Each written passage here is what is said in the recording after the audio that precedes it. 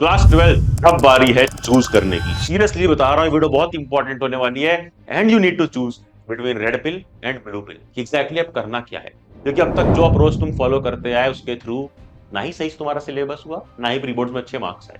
तो अब approach change करने की जरूरत है। पूरा साल बीत चुका है, लिटरली नया साल आ गया है और अब नए साल के जितने भी दिन बचे हैं, चाहे वो 20 हो, 30 हो, 40 हो, इन दिनों में एग्जैक्टली कैसे पढ़ना है कि हमारे आराम से 95 97% मार्क्स जो भी हमने ड्रीम किया है वो आ जाए। पारी है सीरियस हो जाने की। जो भी सीरियस स्टूडेंट्स हैं सिर्फ वही इस वीडियो को देखें। मुझे पता है सिर्फ 10% लोग ही एंड तक देखेंगे क्योंकि वो सीरियस हैं, और 10% में भी 1% होते हैं टॉपर्स जो एग्जीक्यूट करते हैं। तो कमेंट में टाइप करना यस आई विल एग्जीक्यूट, और आओ शुरू करते हैं। क्या हाल पढ़ ले गए अच्छे भैया, back and back for you all. सबसे पहले एक बार एक नजर डालो डेट शीट पे। क्या है भाई साहब, हमारा 18 फेब को पी का एग्जाम है, फिर 20 को फिजिक्स, फिर chemistry, maths, English, Hindi, bio. अब ना ये है साइंस वालों का। तुम कॉमर्स वाले हो या आर्ट्स वाले हो तो अपने हिसाब से प्रिंट आउट करके लगा लो, और कोई भी चेंज नहीं हुआ है डेट शीट में। बस जो पेपर 3 मार्च को होने वाला था वो पेपर अब होगा 10 अप्रैल। 3 मार्च वाला 10 अप्रैल को, बाकी सब सेम टू सेम है, क्योंकि 3 मार्च को बहुत ही कम लोगों का था पेपर, ऑप्शनल पेपर था। अब कई लोगों का वो पेपर जिनका था सिर्फ दिन का था, वो पोस्टपोन होकर 10 अप्रैल को होगा। बाकी सारी डेट्स यही है। तो बिल्कुल भी फेक न्यूज पे या किसी भी हाइप्ड अप वीडियो पे भरोसा नहीं करना है। तो अब तुम्हारे पास जितने भी दिन बचे हैं ना, वहां पर ये प्रॉपर पैटर्न लगा देना है। क्या है ये पैटर्न? 1:2:1। मान लो तुम्हारे पास है 40 दिन, तो उसे कैसे डिवाइड करेंगे? 10, 20, डिवाइड कर दिया इस तरीके से। 10 दिन पहला जो है वो राउंड 1, फिर राउंड 2, फिर आखिरी वाला पी राउंड है राउंड 3, जो बताऊंगा करना क्या है। जिसमें सबसे पहले राउंड 1 में क्या करना है भैया? राउंड 1 में हमें फोकस करना है जो कर लिया उस पर, ठीक है, जो पढ़ लिया उस पर, या फिर जो हाई वेटेज है उस पर। समझ में आई बात? जो पढ़ लिया है वो रिवाइज कर लो, या फिर जो हाई वेटेज है वो रिवाइज कर लो। भैया हाई वेटेज क्या है?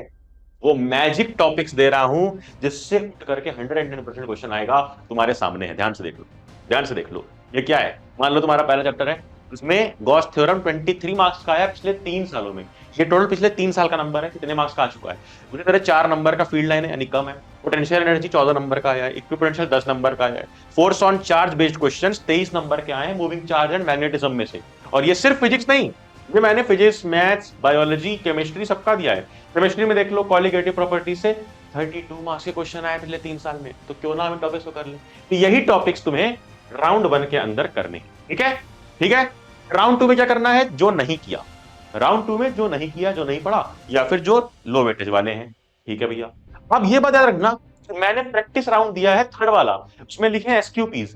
इसका मतलब ये नहीं कि सैंपल पेपर सिर्फ उसमें लगाने हैं। वाई? क्योंकि हमारे पास दिन ही कुल मिला करके बहुत कम बचे, 30-40। 30-40 दिन में तुम्हें अगर 20 सैंपल पेपर भी करने हैं ना, तो हर अल्टरनेट डे पे करना है। और मैं तुम्हें एक ऐसी किताब बताऊंगा जिसमें 20 सैंपल पेपर हैं, हर सब्जेक्ट के 5-5 सैंपल पेपर हैं। और उसको मैंने इसीलिए सिलेक्ट किया है यार, क्योंकि वो सीबीएसई का लेटेस्ट पैटर्न फॉलो करते हैं, जो मेजरली 4-5 ब्रांड ही करते हैं असली में, अगर बताऊं तुम्हें। दूसरा, वो मार्किंग स्कीम फॉलो करते हैं, जैसे तुम सीख सकते हो कि पेपर टाइम पे कैसे लिखना। और तीसरा, एक लौता ब्रांड है, तुम कोई दूसरा मिल जाए तो बता देना कमेंट्स में, जिन्होंने क्या किया है, अपने बुक के बगल में AER इस तरह की मार्किंग दे दी है, जो कि सीबीएसई की मार्किंग है। कोई नहीं देगा, ये कोई ब्रांड नहीं, सीबीएसई वाले बताते हैं कि कितने परसेंट एनालाइजिंग, कितने परसेंट इवेल्युएटिंग और रिमेंबरिंग अंडरस्टैंडिंग वाले क्वेश्चन लिखने हैं, जो सीबीएसई का कॉम्पिटेंसी पैटर्न है। सेम टू सेम उस पैटर्न को फॉलो करते हुए सैंपल पेपर बना दिया है यार इन्होंने। मैं तो सोचता हूँ देख करके, काश ये मेरे टाइम पे होता, इतना ज्यादा डिटेल्ड तरीके से बनाने वाली चीजें। ब्रांड तो तब भी था, ओसवाल नाम है, पर इस तरह की चीजें नहीं थी जो अभी हुई है। और इस तरह की किताब दिखती है, मैंने रखी हुई थी, ये मैं तुम्हें दिखा पाऊं। इसमें तुम्हें मैं अगर दिखाऊं ना कि वो क्वेश्चन जो बता रहा हूं कि जहां पर AER इस तरह से लिखा हुआ है, तो जब तुम क्वेश्चंस को देखोगे ध्यान से, जो भी अनसॉल्व वाले पेपर हैं, इसमें देखो ध्यान से, साइड में AE ऐसे करके लिखा होगा, यानी ये किस टाइप वाले क्वेश्चन है। तो इस तरह से इसके अंदर टोटल 20 पेपर्स हैं, English, maths, physics, chemistry, bio के। जा करके उसको उठा लो और फॉलो करो। 30 पेपर तुम्हें लगाने हैं, तो क्या करना है? अल्टरनेट अल्टरनेट अल्टरनेट डेज पे लगाना है। अगर 40 दिन है, अगर 20 दिन बचे तो रोज एक लगाना पड़ेगा। और बात सुन लो कि ये तो थर्ड राउंड था भैया, फिर इसमें क्या करना है? ये थर्ड राउंड में जो प्रैक्टिस राउंड है ना, इसमें जो एसक्यूपीज लिखे हैं, ये पता है क्या है? ये अलग से जो हमने दिन अलॉट किया था 1:2:1, ये थर्ड राउंड वाले में तुम्हें करना है प्रैक्टिस आंसर राइटिंग की। तुम्हें यहां पर पेपर नहीं लगाना है, सैंपल पेपर। सैंपल पेपर तुम लगा ही रहे हो ना, रोज रोज रोज अल्टरनेट डेज पे। तुम्हें यहां पर लिटरली एक टॉपर की तरह अपने आंसर्स लिखने हैं। टॉपर की आंसर शीट प्रॉपर तुमको टेलीग्राम पे भेज दूंगा मैं। किस तरह से प्रेजेंटेशन करनी है, किस तरह से इंप्रूव करना है आंसर्स, किस तरह से मैच करना है, सब कुछ एक टॉपर की तरह करना है। यानी आखिरी का जो थर्ड राउंड, आखिरी के जो 5-10 दिन तुम्हें मिल रहा है ना, यहाँ पे सिर्फ आंसर राइटिंग पे इंप्रूवमेंट करनी पड़ेगी। अदरवाइज जो तुम्हें आता है, मान लो यहाँ तुम्हारे दिमाग में, अगर वो तुम पेपर पे नहीं उतार पाए तो भाई एग्जामिनर मार्क्स कैसे देगा? जस्ट इमेजिन कैसे देगा? वो तो आंसर शीट ही देखेगा ना। तो आंसर शीट की प्रैक्टिस करनी है अच्छे से। क्या करना है? सिंपल है, एक ऐसा पेपर ले लो ड्राइंग कॉपी वाला, ऐसे दो साइड मार्जिन बना लेना दोनों साइड, और बीच बीच में लिखो। इस तरह की प्रैक्टिस करो और सेम टाइम पे करो जब बोर्ड एग्जाम्स होने वाले हैं। यानी अगर 9:30 से 11:30, 12:30 है, या 10 से 1 है, जो भी टाइमिंग है, उसी टाइमिंग में तुम्हें रोज सैंपल पेपर प्रैक्टिस करने हैं। और इस तरह से प्रैक्टिस करोगे तो तुम्हें सच बता रहा हूँ, टॉपर बनने से कोई नहीं रोक सकता। तो अब जितना सब कुछ मैंने बताया उसके हिसाब से, जो भी मैंने बताया वो इन्फॉर्मेशन तुमने ले ली है? हाँ ले ली है। अब यहीं पर वीडियो बंद करके लोग चले जाते हैं, बट तुम्हारा यही काम है। जो बोला था ना, यू विल एग्जीक्यूट, तो you need to execute. Top 1% बच्चे क्या करेंगे? अपने सामने देखेंगे कैलेंडर, जनवरी का calendar, happy new year, happy new year यार विश कर दिया। कई लोग बोलते हैं भैया आप बड़े सीरियस हो गए हो आजकल, आप फनी नहीं रह गए हो।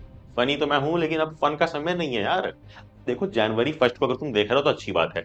हो सकता है कई लोग लेट से देखें, हो सकता है कई लोग 11 जनवरी से देखें। जब से भी तुम देख रहे हो, जो मैंने बताया 1:2:1 डिवाइड कर लो, पूरा अपने कैलेंडर में डिवाइड कर लो। इतने दिन मेरे चल रहे हैं 1, फिर उसके बाद मेरा आएगा वो सेकंड वाला राउंड, फिर उसके बाद मेरा आखिरी वाला राउंड कब से शुरू होगा, जो हमारा प्रैक्टिस वाला राउंड है। अब ये डिवाइड करने के बाद जो मैंने बोला था कि हर अल्टरनेट डेज पर तुम्हें सैंपल पेपर लगाने हैं, क्योंकि जो किताब बताई उसमें 20 सैंपल पेपर है, तुम्हें करने भी पड़ेंगे यार। 4 तुम्हारे पास सब्जेक्ट है, 5-5 लगाओगे तो 4 5 20 हो गए। अब तुम्हें करना क्या है? यहीं पर तुम्हें मार्क कर लेना है कि भाई जब भी चालू कर रहे हो, मान लो कोई 11th को चालू कर रहा है, मान लेते हैं 11th, 13th को कौन सा करना है? अगर 13th को फिजिक्स करना है तो पी मार्क कर लिया। फिर अल्टरनेट डे 15th को केमिस्ट्री करना है, फिर 17th को इंग्लिश का पेपर करना है। हर सब्जेक्ट को लेकर के चलाते रहो लगातार। मोनोटोनस तरीके से लगाओगे ना सैंपल पेपर्स, बोर हो जाओगे, सही बता रहा हूँ, बोर हो जाओगे यार। लगातार नहीं, आराम से प्लानिंग के साथ, है ना। एक सब्जेक्ट फिजिक्स किया, फिर केमिस्ट्री किया, फिर इंग्लिश कर लिया, फिर उसके बाद इधर आए, तुम्हारी 17 के बाद क्या आएगी डेट? 19 आएगी अल्टरनेट, यहाँ पर मैथ्स लगा लिया, फिर 21 को इंग्लिश फिर से लगा लिया, फिर उसके बाद 23 को लगा लिया। इस तरह से अल्टरनेट डेज लगाते जाओ, क्योंकि 40 दिन से ज्यादा बचे नहीं है, 20 पेपर लगाने हैं तुम्हें। और ये सब जो भी तुम करोगे, मुझे चाहिए कि कैलेंडर पे इस तरह से मार्क करो। कैलेंडर है अच्छी बात है, नहीं प्रिंट आउट निकाल लो, black and white print out निकल जाएगा सस्ता सा।